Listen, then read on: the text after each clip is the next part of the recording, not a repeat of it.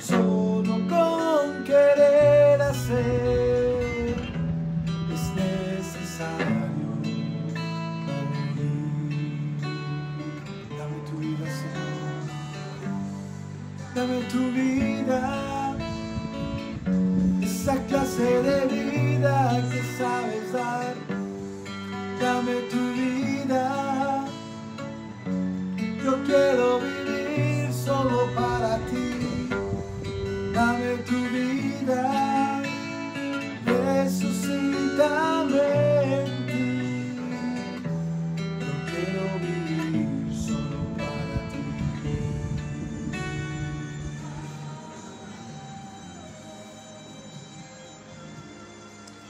Vivir solo para Dios es lo que dice esa canción inspirada por el Espíritu Santo que le dio a Juan Carlos Alvarado por allá en los años 80, principios de los 90.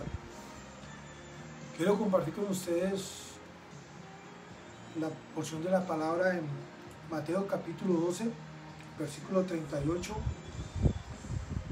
Entonces respondieron algunos de los escribas y de los fariseos diciendo a Jesús: Maestro, deseamos ver de ti señal. Él respondió y les dijo: la generación mala y adúltera demanda señal, pero señal no les será dada, sino la señal del profeta Jonás. Porque como estuvo Jonás en el vientre del gran pez 3 días y 3 noches, así estará el Hijo del Hombre en el corazón de la tierra, 3 días y 3 noches. La señal de Jonás. El Señor le dio muchas señales a los creyentes, a los que le siguieron, a los que creyeron en Él, les dio muchas señales. Pero Él dice en el versículo 38 a los escribas, a los fariseos, a los doctores de la ley, a los que conocían la Torá: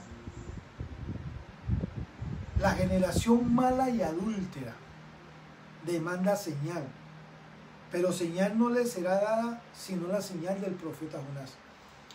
¿Cuál es la señal del profeta Jonás?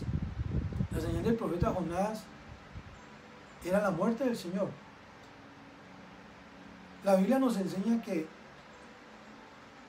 a lo suyo vino, mas los suyos no le recibieron. Mas a todos los que le recibieron, a los que creen en su nombre, les dio la potestad de ser hechos hijos de Dios.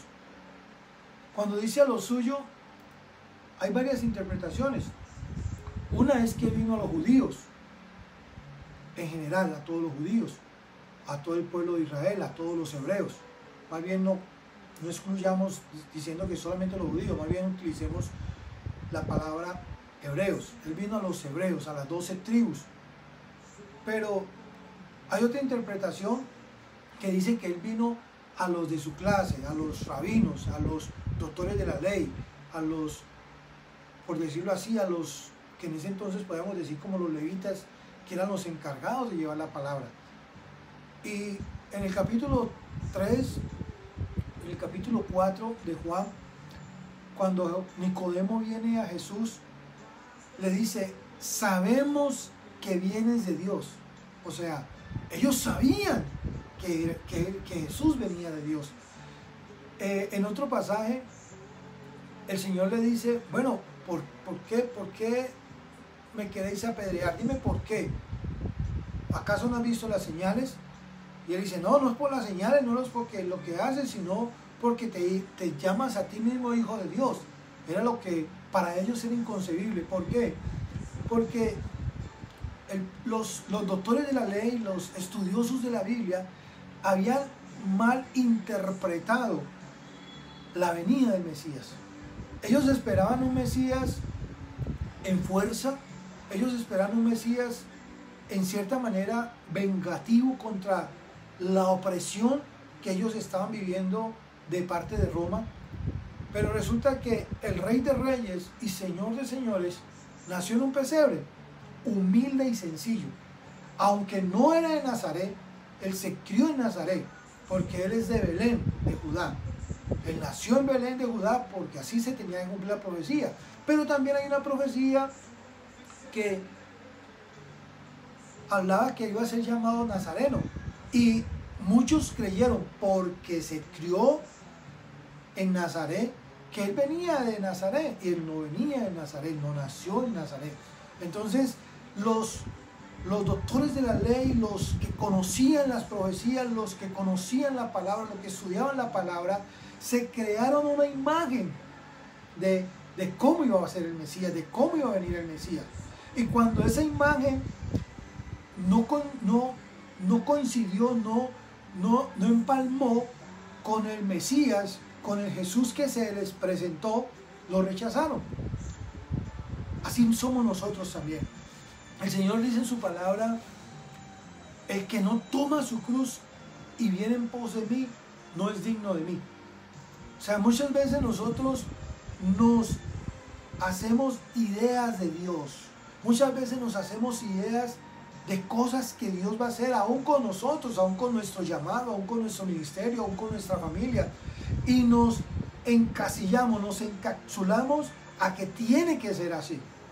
Y cuando las cosas no se dan como nosotros pensamos, como nosotros creímos, como nosotros nos imaginamos, como nosotros interpretamos o malinterpretamos a Dios, entonces nos enojamos. O sea, ¿qué representa el profeta Jonás? Jonás conocía a Dios. Dice la Biblia que cuando él predicó y Nínive se arrepintió, él se enojó. Y él dijo: esto es lo que yo decía, yo vengo y les predico, ellos se arrepienten y tú los perdonas porque yo te conozco, porque sé que eres perdonador. Le dice Jonás, en otras palabras, estoy parafraseando. Y sí, muchas veces nosotros de una u otra manera conocemos algo de Dios, nos enseñaron, casi todos nosotros hemos sido enseñados por algún hombre. Hay algunas excepciones donde Dios mismo le hablaba a muchas personas. Yo creo que Dios habla a las personas y les enseña cosas. Pero muchas de nuestras enseñanzas las recibimos a través de un hombre, a través de una doctrina. Por eso hay varias corrientes, por eso hay varias denominaciones. Y unos interpretan unos pasajes de la Biblia de una manera y otros de otra manera. Y a veces cuando no se dan las cosas como nos enseñaron, como nos acostumbraron, como nos imaginamos, como malinterpretamos, nos enojamos a veces contra Dios. A veces nosotros, yo recuerdo que una vez estaba yo ministrando al Señor y yo le di una palabra a una mujer donde creo que fue Dios que le dijo: Dios va a restaurar tu hogar. Dios restaurará el hogar de esa mujer. No, yo no le dije que debía volver con su esposo. Yo le dije: Dios va a restaurar su hogar. O sea, un hogar no necesariamente incluye el esposo o no necesariamente incluye la esposa. A veces el hogar, la restauración del hogar es sin una de esas dos personas. A veces eso sucede. A veces la Biblia dice que no nos llamó Dios a servidumbre, que no nos llamó Dios a esclavitud.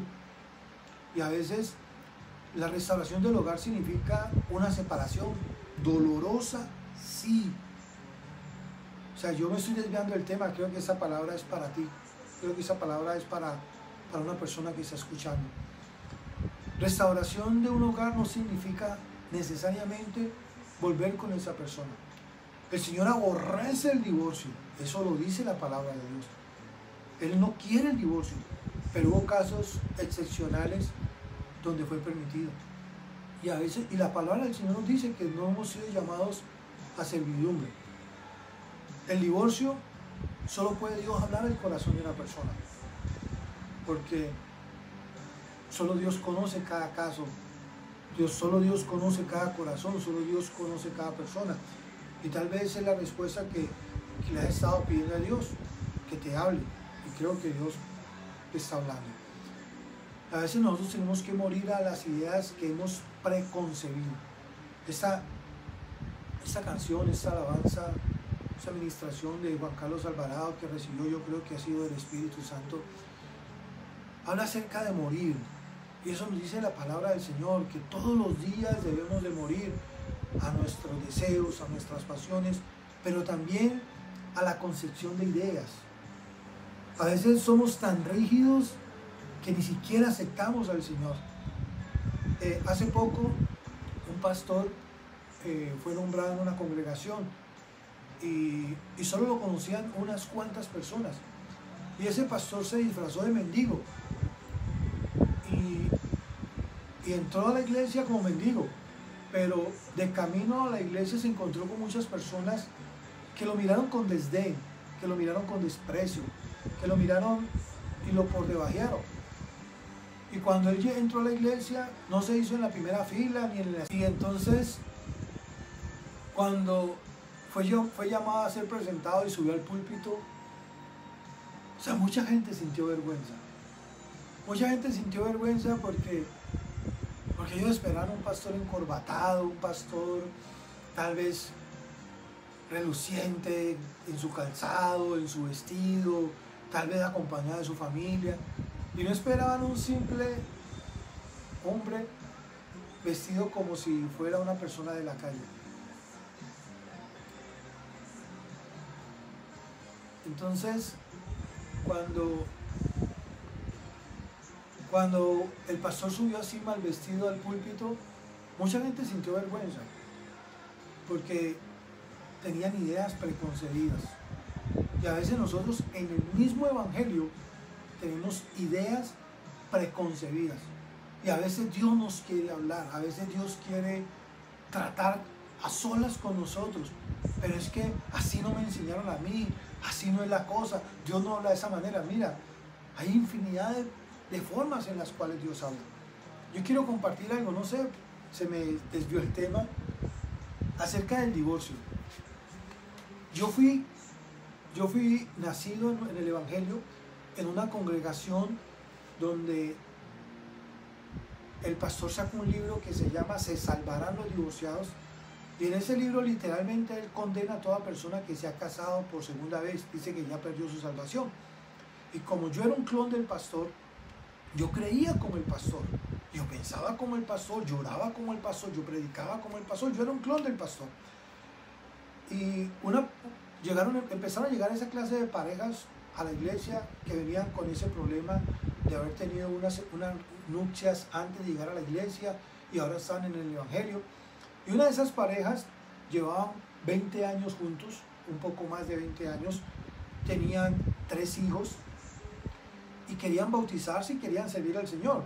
La orden del pastor era que para poder bautizarlos ellos tenían que separarse y abandonar ese hogar y que los hijos se quedaran con uno de los dos y que el otro respondiera, porque una de esas personas 25 años atrás había sido casada. Entonces, como yo era un clon del pastor y yo creía con el pastor y oraba con el pastor y ayunaba con el pastor y predicaba con el pastor, yo les dije, tienen que separar. Entonces con mi esposa entramos en un ayuno de 7 días.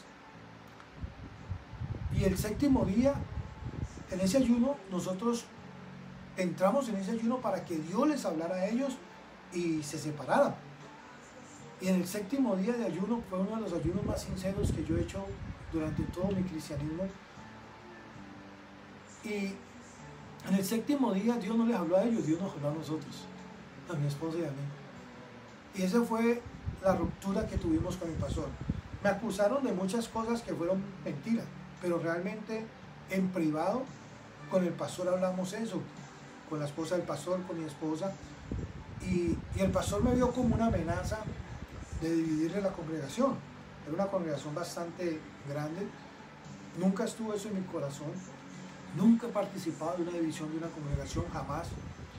Creo que el que lo hace atenta contra Dios y lleva culpa siempre en su ministerio de haber dividido una congregación. Y cuando Dios nos habló y le expresamos lo que Dios nos había hablado, ahí tuvimos nuestra ruptura y fue un proceso muy difícil, porque todo lo que nos habían enseñado empezó a ser cuestionado, empezó a ser a la luz de la palabra. Muchas doctrinas que yo recibí, muchas cosas que yo recibí en la congregación, tuve que desecharlas. y no fue fácil. O sea, las personas que estaban, por decirlo entre comillas, porque no, ese nivel solamente lo mide Dios, las personas que están en mi nivel y continúan en ese lugar, pues aparentemente tienen una prosperidad, y espero que así sea, de corazón espero que así sea, pero muchos de ellos renunciaron a lo que realmente Dios les habló por estar allí, por seguir allí. O sea, yo sé que muchos no compartían algunas cosas. De hecho, una vez tuvimos una reunión grande donde algo que decíamos no era verdad, y estábamos los 4 coordinadores y yo le dije, mira, tengo ese problema porque decimos una cosa y no es así. Y entonces todos llegamos a la conclusión de que lo que se decía no era lo correcto, pero ninguno se atrevió. Y yo le dije a pastor, mira, perdóname, pero decimos que tenemos tantos grupos de oración y lo anunciamos con bombos y platillos y no es así. Entonces no me prestó atención. No, tienes que acomodarlos como sea, tienes que lograr la meta. Y yo empecé a ver eso. O sea, en el Evangelio toda exageración es mentira. O sea, no vengamos con cuentos. Si uno dice algo que no es verdad, es mentira. Y la mentira es pecado. Y cuando lo hacemos en una congregación es peor aún. O sea, eso es peor. Cuando guardamos las apariencias por mantener un estatus, por mantener una posición, por mantener algo, o sea, estamos renunciando a Dios por las apariencias. Estamos dejando de un lado lo que Dios tiene para nosotros por el qué dirán. Porque es que a mí me enseñaron así, porque es que tiene que ser así. No. La pandemia del COVID-19 a nivel mundial nos ha cambiado como nunca nada nos había cambiado en la era moderna. Tal vez el 9/11 se puede parecer, pero el 9/11 fue más impuesto por un régimen, por decirlo así, por Estados Unidos, por una mentalidad. Pero lo del COVID-19 nos ha cambiado en todos los aspectos, en muchos aspectos, tanto familiar, tanto sociedad, tanto congregacional. Y las personas que no se adapten, o sea, o evolucionas o te extingues. Fácil y sencillo, así de sencillo es. Entonces, eso le pasó a los doctores de la ley. O sea, yo les puedo mostrar cualquier cantidad de pasajes donde ellos sabían que Jesús venía de Dios. Nicodemo le dice, sabemos, no dice yo sé, Nicodemo dice, sabemos que vienes de Dios, porque nadie puede hacer las señales que tú haces si Dios no está con él. Cuando le preguntaron a Juan el Bautista, nos han enviado para que nos digas quién eres. ¿Eres tú Elías? ¿Eres tú? ¿Quién eres tú? Y entonces Juan el Bautista les decía, yo soy aquel que clama en el desierto. O sea, él tenía clara su identidad. Luego, cuando viene Jesús y le hacen una pregunta, los fariseos, los escribas, los doctores de la ley, él le dice, yo les respondo si ustedes me responden una pregunta. ¿El bautismo de Juan era de Dios o de los hombres? Entonces los doctores de la ley cavilaron, empezaron a, bueno, si decimos que eran de los hombres, nos apedrean, porque todo el pueblo cree y sabe que viene de Dios. Pero si decimos que es de Dios, entonces nos va a decir, ¿por qué no le creíste? O sea, tienes que morir. Yo no sé a qué tienes que morir, pero tienes que morir. O sea, este mensaje fue para mí. O sea, un mensaje, yo tenía algo preconcebido en cuanto a mi llamado, en cuanto a mi ministerio, y tuve que morir a eso. Y tal vez empezar de cero, por decirlo así, porque no es de cero, porque la experiencia obtenida es demasiado valiosa. A veces cuando tenemos que no fuéramos a caer en ciertos errores. Tal vez hoy el mensaje de este día, de esta mañana es, ¿a qué tienes que morir? ¿A qué tienes que morir tú para que Dios pueda obrar en tu vida y hacer lo que Dios quiere para hacer? Todo lo que Dios tiene para hacer en ti. Dame tu vida, esa clase de vida que sabes dar. Dame tu vida, yo quiero vivir solo para ti. Dame tu vida, resucítame en ti. Yo quiero vivir solo para ti.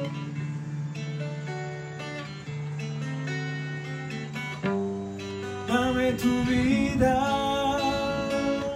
esa clase de vida que sabes dar. Dame tu vida, yo quiero vivir solo para ti. Dame tu vida, resucítame en ti. Yo quiero vivir solo para ti.